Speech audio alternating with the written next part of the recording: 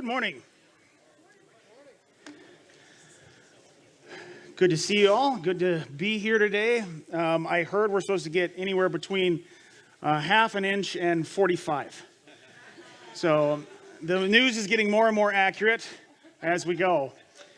We've been in a series here called Address the Mess, and I've been enjoying it because it's kind of allowed me to look at some of the messes in my life. And the title of this message was called The Best Mess Ever. And I was trying to think what exactly happened in my life that might be the best mess I've ever been in. Now, of course, we've talked about how messes aren't just physical, but they can also be, problems or issues or struggles that you go through. And I don't think I ever really made a physical mess that was just insane. I had a relative of mine who poured Kool-Aid all over the carpet in an old church. And if you know anything about Kool-Aid, that's not coming out. But I couldn't think of any really physical messes. And then one kind of hit me that I think was kind of a mixture of both. It was an awful physical mess, and it was also an awful mental mess at the same time. And I used to live in Decorah in this house there with actually a couple people. My wife and I lived there initially, and then we also shared the house with my brother and with DJ. And it was a normal club. It was a clubhouse basically, with all of us living there. There was never a dull moment. And I'll remember there was one particular moment where I decided that I was going to make food for myself. Now, if you know me at all, at least back then, I really enjoyed spicy foods. And now that I've gotten kind of older and, I don't eat the same that I used to, it goes through me different, so you can feel the burn here, and I never used to because there was some padding there with the other foods, and now it's gone. But anyway, I loved hot food, and there was one particular year where I decided I was going to grow my own habaneros. And I really like habaneros. What's funny is that habaneros, they don't taste like anything really good. It's not, you never hear of somebody like, oh, I had a really good habanero yesterday. Because there is no such thing. It has no flavor. It's like biting into a candle that's lit. So really the only reason you use habaneros is to get the heat out of them, and that's what I decided to do. Well, me being the gourmand that I was back then, decided to try a tactic that no sane chef would try. And I was going to make myself some linguine, and I boiled the water, and I put the noodles in there, and I was chopping up the habanero, and I thought, what would be really good is if I could make the noodles hot and the sauce not. So I took the chopped up habanero, and I threw it into the boiling water. Now, if you know anything about hot stuff and how the whole thing works and what's in them, it loves to move around. And when I threw that into the boiling water, it basically turned the pot of water with steam coming out of it into a mustard gas bomb. So now here is all of this incredibly hot stuff floating through the air. It's basically, I turned a habanero pepper into its gas form, and there isn't a gas form of habaneros. And here I am in this house with the rest of the people that are living there, and we all had to evacuate. We couldn't breathe. It was insane. We're standing there. I'm trying to get the stuff shut off, and I can't see. And I'm doing this because all of this hot stuff is getting into my lungs, and my wife is crying and running out of the house. And what's funny is this picture is the exact habanero. Before I used it, I put it on Facebook before I made my food with this tagline. That's really what happened, and man, was it a bad idea. And I've never done it since. I've tried other hot foods, but it was the best bad idea I've ever had. And it was a mess. It was a mess I got myself into, and we had to open up all the windows. We had to send the SWAT team in to get that up. It was just a big, big mess. And, usually it's our foolish, stupid thoughts that get us into those moments, isn't it? I mean, that was totally my fault. Any sane person wouldn't have done something that stupid. But what's funny is our messes, what we kind of talked about last week, our messes, the things we go through, not always physical, but sometimes mental, the messes that we go through are what get us closer to God. That's what we talked about last week. We talked about the fact that these messes allow us to realize that we need God in our lives. The messes don't always have the perfect solution. And through those messes, it allows us to learn, allows us to grow, and allows us to understand who God is better. Take a moment and scan through the Bible and read all the stories of the individuals there. Everything that happened to people in their growth started with a mess. And it's those messes that would bring us closer to God. You all know the verse 3:16 possibly. In 3:17 it says, "For God did not send his Son into the world to condemn the world, but to save the world through him." You see, he was sent here not to condemn us, not to say, look at what you're doing wrong, you need to fix that, but instead to point out the mess that's in our life and say, if you want to get through this, you need to follow me. It's to save the world through him. Now, those stories that we're talking about, what's happening in the Bible, Jesus fixed those messes one at a time.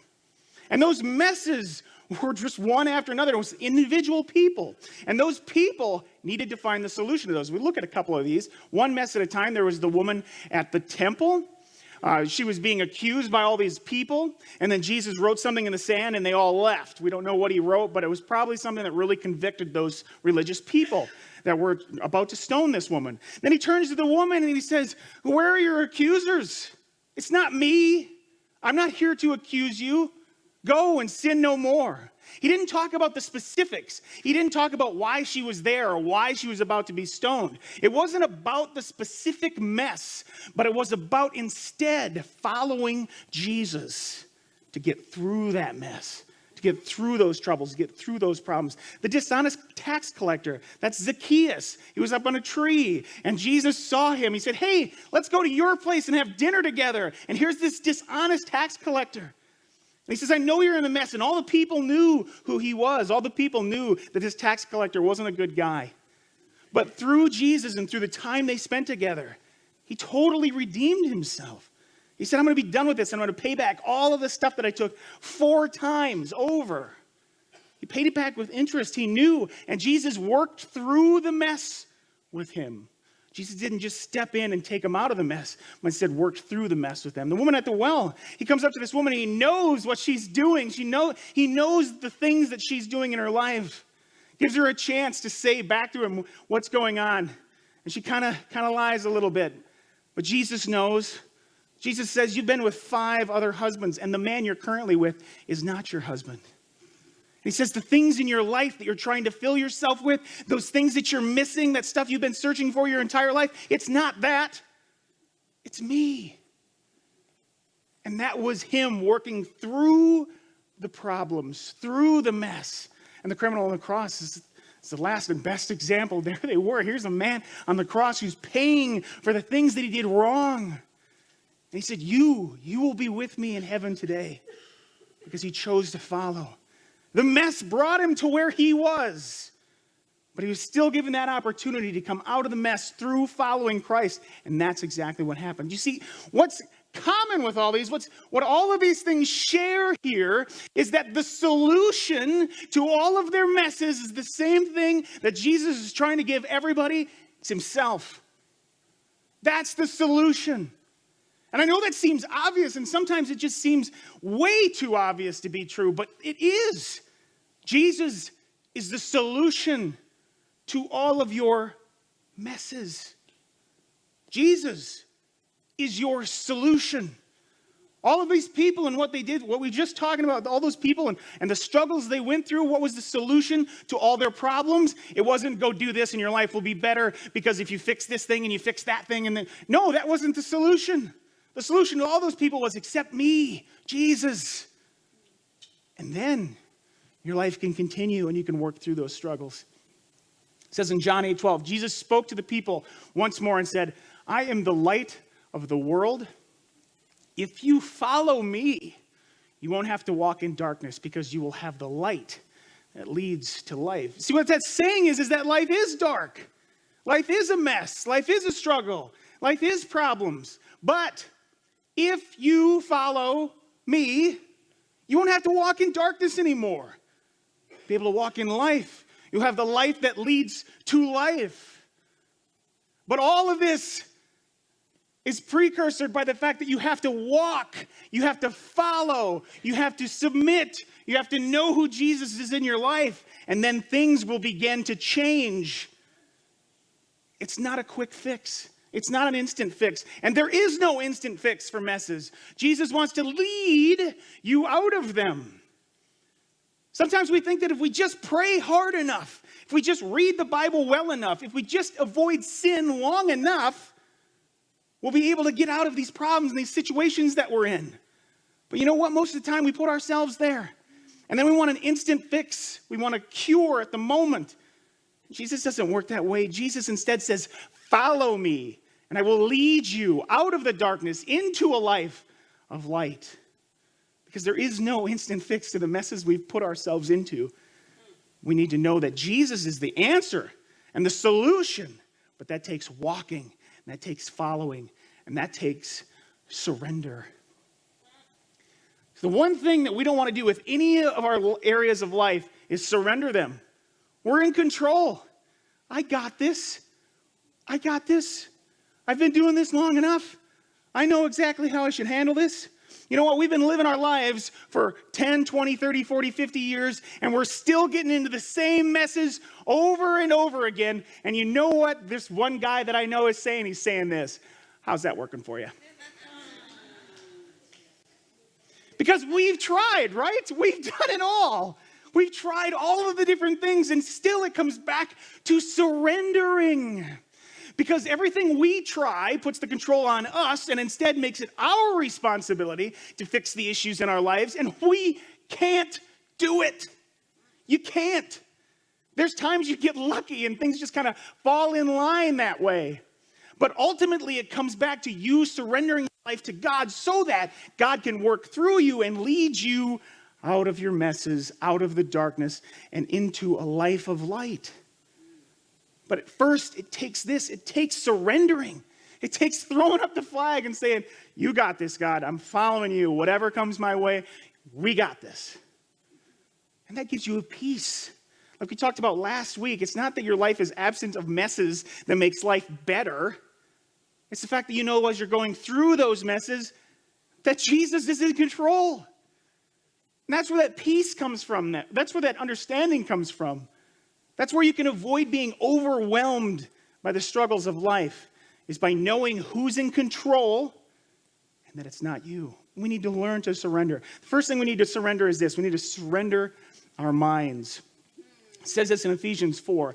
You were taught with regard to your former way of life to put off your old self, which is being corrupted by its deceitful desires, to be made new.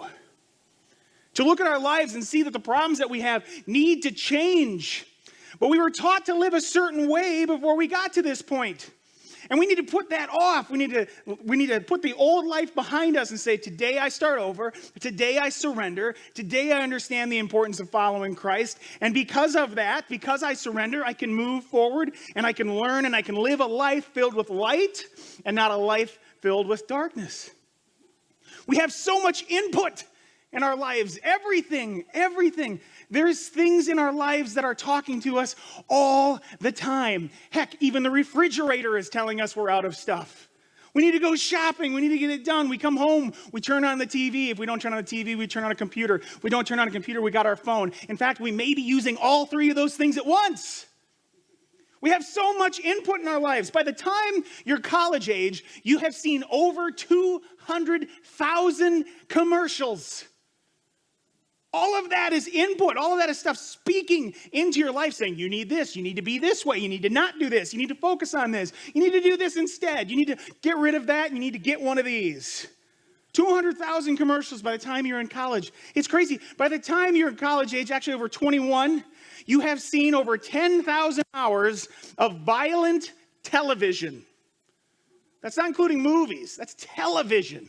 You've seen over 10,000 hours of violence on TV. And that stuff is speaking into your lives. That's not saying the TV's bad. It's saying that what we put in, we need to make sure we know is something of value. It's something that helps us grow. It's helped to move us away from the life we were in to the life we want to be in. Not the life of darkness, but the life of light. We have to see what's coming into our lives, and we have to know. You know, it said that 77% of all allusions to sex in TV is sex outside of marriage. 77%. Now, I'm not saying that we have to throw all that away. We have to get rid of that. We should, of course, monitor what we're watching and make sure. But what it's saying is that you look at those things in life and people are teaching us how to live. People are teaching us what's important or what's not important. And we need to be aware of the inputs in our lives that are keeping us in the darkness and keeping us away from the light. We have to be aware of what's speaking into our lives and not just follow blindly. It's so easy to do all the things we do online and to do all the things we do with the electronics and whatnot and get totally caught up into it and think that it's just nothing. But everything you take in affects you one way or the other.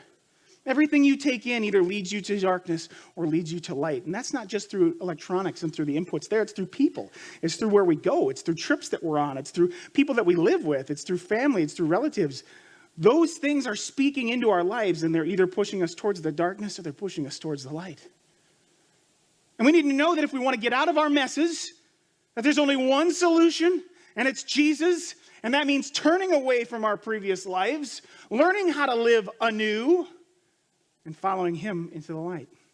So the first thing is surrender your mind. The second thing is you need to surrender your body. You need to know that your body is a temple. It says in 1 Corinthians, don't you know that you yourselves are God's temple and that God's Spirit dwells in your midst? You see, if Jesus is in you, other people should see that. What you do in your life, how people see you interacting with others and solving problems and going through issues and dealing with messes, those are an opportunity for people to see Jesus in you. Because if you're following Jesus, you have the perfect example for those who don't as to why their life is where it is and where their life instead could be. We have to know that our body is a temple. What we're doing is important, and what people see us doing is important, so that we can impact other people's lives. And again, we can move from living in a life of darkness and walking in a life of light instead. So surrender your mind, surrender your body, and surrender your will. We need to know that we're not as in control as we think we are. That life's struggles can hit the best of us. That you can be on a winning streak for only so long, and life is just waiting around the corner to hit you with a baseball bat. Because life can be a struggle. Life can be tough. And even though in the moment things are going good and things are going right, there may be another one coming around the corner that's not going to be so good.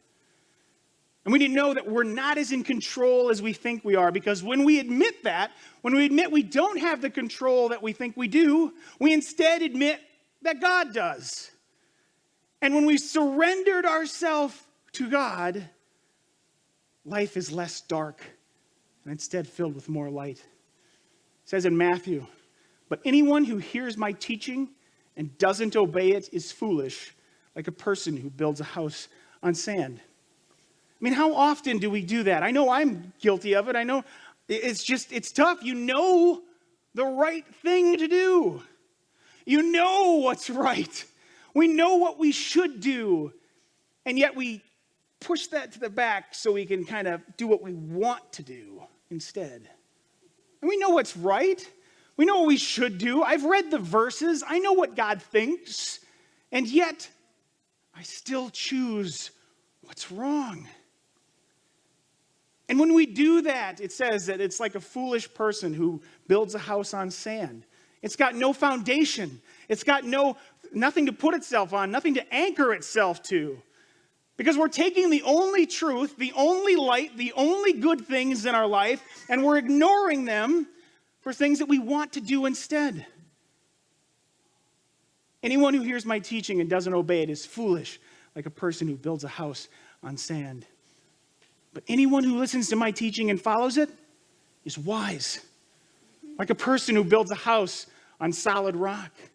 Because now you have a foundation. Now you know what truth is. There is only one truth, and that is God. We're not all allowed our own truth. We're not all allowed to just think what we want to think and accept what we want to accept. But instead, we need to think through, go back to the Bible and say, God, what do you think? What's the truth here? And he will guide us to that. Anyone who listens to my teaching and follows it is wise, like a person who builds a house on solid rock.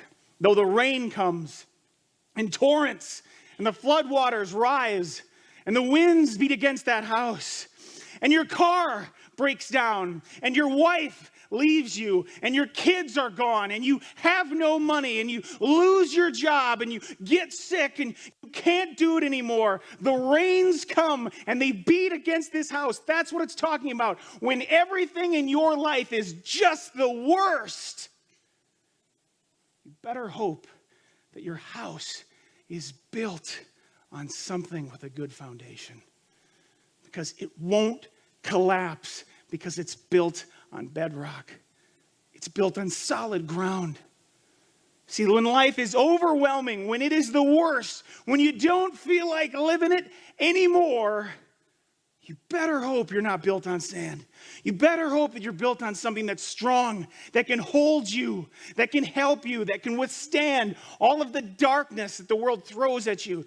You better hope that you're not built on the sand, but instead built on the rock, which is God and his truth. And then there's no mess, there's no problems, there's no stress, there's no issue that can knock you off of that.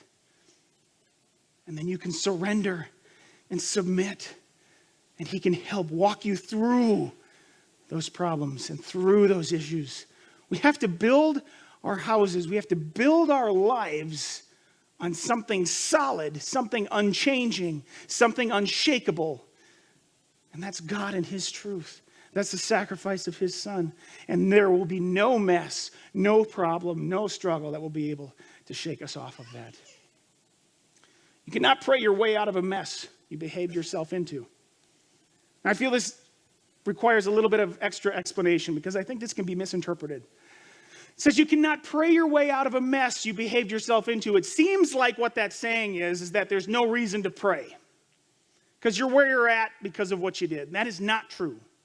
What it's saying is that you need to, of course, continue to pray, but life is still going to hit you for the things that you've done on your way out of the mess. You can't get the instant fix. You can't pray to God enough so that your problem ends and you'll be okay. Instead, because of the choices you made, because of the behaviors you had, because of the things you did, you still have to walk through all of the consequences of those things. You still have to work your way out of it, praying all the while. So know that you cannot pray your way out of a mess. You can pray your way through a mess as you deal with the things that you've put yourself into.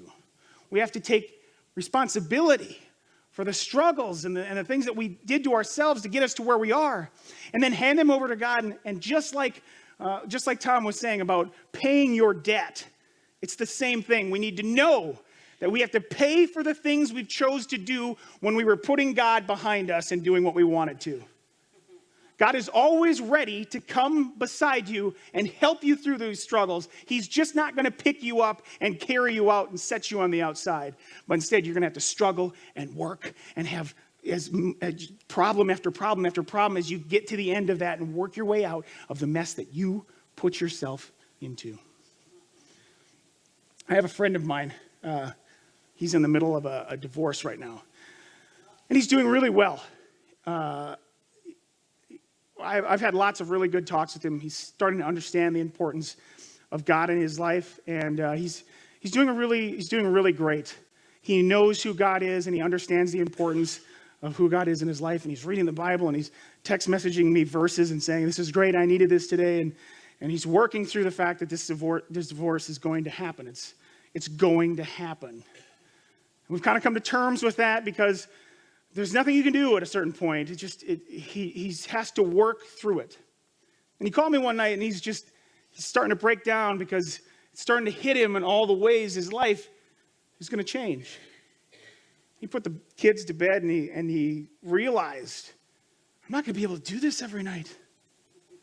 I'm not going to be able to put my kids to bed every night. I'm not going to be able to hug them before they go to sleep every night. This is going to change. And he's breaking down over the phone with me. And he's talking about how he was a child of divorce too. And now his kids get to be a child of divorce. And he said, I feel cursed. I feel like I'm cursed. This happened to my dad, and now it happened to me. And it'll probably happen to my kids. The first thing I said was, dude, we're all cursed. We're all cursed by the sins in our lives. We're all cursed by the struggles in our lives. We're all going through the muck and the mud together. I said, so understand, we're all cursed. We're all in this together. I said, but here's the difference. You don't have to live that way. Instead, you're working on your life. I started talking about the things that he's doing, the positive things, the changes he's making, the way he's moving himself from a life of darkness to a life of light instead. And I said, you want to know what the solution is? It's Jesus. I said, you want to know what the solution for your kids is so that they don't do the same thing as you? It's Jesus. The most important thing you can give your kids is the solution to all of life's messes. So that when the rain and the winds and the water comes and blows up against their house, that you've been the father that they deserve, showing them that they have another father who will be there with them forever. The best solution you can give your kids is Jesus. The best solution you can give anybody in your life is Jesus.